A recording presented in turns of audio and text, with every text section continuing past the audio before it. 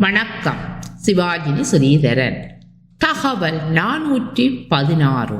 இனப்படுகொலை முள்ளிவாய்க்கால். காலங்காலமாக நாடுகளுக்கான யுத்தம், மொழிக்கான யுத்தம், இனங்களுக்கான யுத்தம் நடந்து கொண்டுதான் இருக்கின்றது. போராடி உரிமையை வென்றெடுத்த நாடுகளும் இருக்கின்றன. அப்படி ஒரு போர்தான் சிங்கள இனத்திற்கும் தமிழ் இனத்திற்கும் இடையில் நடந்தது. பெரும் அழிவையும் சந்தித்தது. இனம் இந்த யுத்தத்தினால் தமிழ் மக்கள் புலம்பெயர்ந்து உலகெங்கும் பரந்து வாழ்கின்றார்கள்.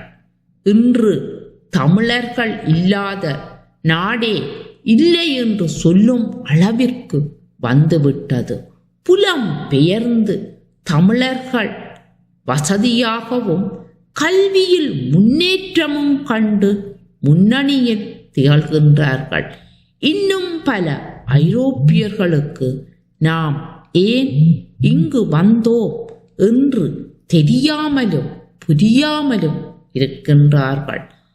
அதை நாமும் நம் மக்களும் நம் குழந்தைகளும் தான் ஐரோப்பியர்களுக்கு எடுத்து சொல்ல வேண்டும்.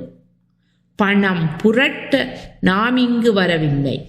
இனப்படுகொலையில் இரத்தம் சிந்தி குருதி வடிந்து கூனி குறுகி குண்டு மழையில் நனைந்து எறி கணைக்கு இலக்காகி அங்கங்களை இழந்து அங்க வீணர்களானோ தாயை இழந்த குழந்தைகள், தந்தையை பறி கொடுத்த பிள்ளைகள், கணவன்மார்களை தாய் நிலத்துக்கு தானம் வார்த்த துணைவி, இப்படி எத்தனை சோகங்கள் மொழிக்கான யுத்தத்தில் முள்ளிவாய்க்காலில் நம் போராளிகளை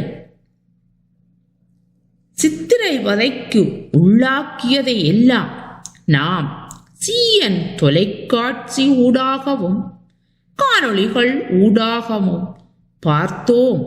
கண்கலங்கி நின்றோம். இறுதி கட்ட போரில் தண்ணீர் தாகத்தை தீர்க்க வழியின்றி நம் மக்கள் தவித்தார்கள். பட்டினிச்சா இறந்த தாயவளின் பால் ஊட்டிய குழந்தையை கூட பார்த்தோமே, அழுதோமே. ஊடகத்துறையில் செய்தி வாசித்த செய்தியாளர் இசை பிரியாவுக்கு துயில் உரிந்து துன்புறுத்தல் கூட காணொளியில் பார்த்தோமே. எத்தனை மனித உரிமை மீறல்கள்! ஐக்கிய நாடுகள் சபை கூட கண்டுகொள்ளவில்லை. நாம் எப்படி துடிதுடித்தோம்! துயர் தீக்க யாரும் வரவில்லை. மிஞ்சியதும்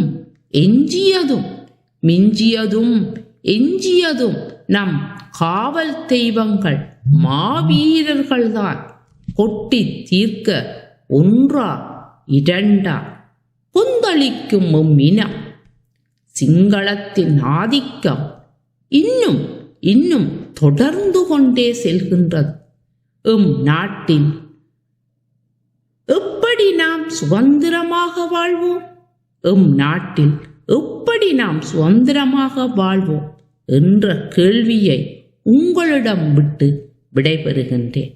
நன்றி, வணக்கம்.